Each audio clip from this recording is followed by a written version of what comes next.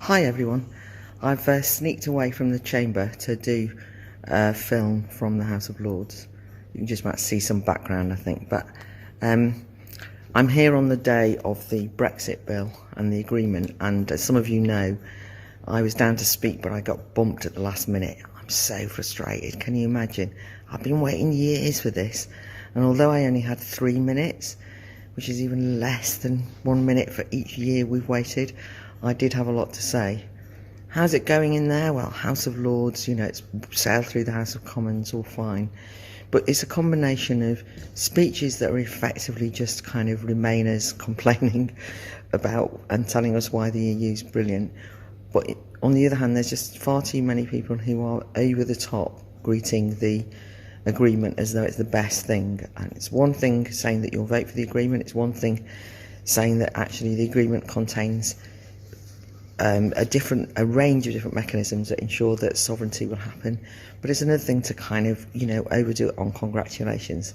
And I'll tell you the main thing that's missing that I think I would have said, and I will say because there's a debate next week, although it's not the same thing, but my speech was all about saying that the only reason we were here was not because of Lord Frost or Boris Johnson, but actually was because the voters never gave up.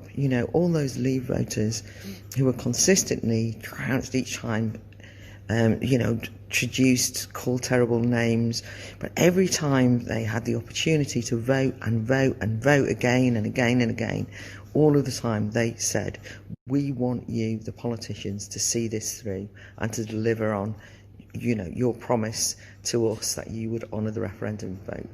And I really wanted to say that because not just some sort of soppy thing to say, but because it's very important that Brexit, if it is about sovereignty, it's not just about parliamentary sovereignty, it's not just about national sovereignty, it's about popular sovereignty, it's about our right, everybody's right. I mean, I'm in the House of Lords, how ironic, but all right, everybody who's not in the House of Lords, right to hold politicians to account. That's what it's all about.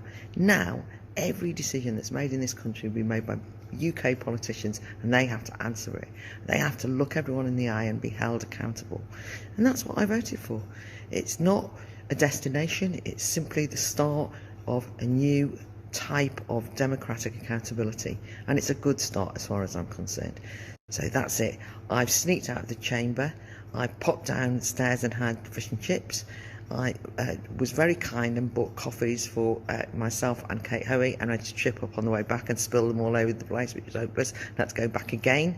So I'm having that kind of a day. We're going to be here for another 2 or 3 hours, I think, before the vote.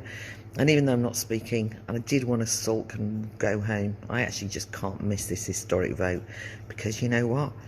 The anti-democrats in the Remain alliance have been defeated, and I have quite enjoyed being able to look them in the eye and sort of say, there you go, Brexit has happened, and the problems of the deal is another day. And the fishing community, the coastal communities, they will have another day, and will be a massive fight, I think, against their sellout. But on the other hand, I want to enjoy this moment of sovereignty returned, democracy kick-started, Brexit's happened. 4.5 years, about time, but good.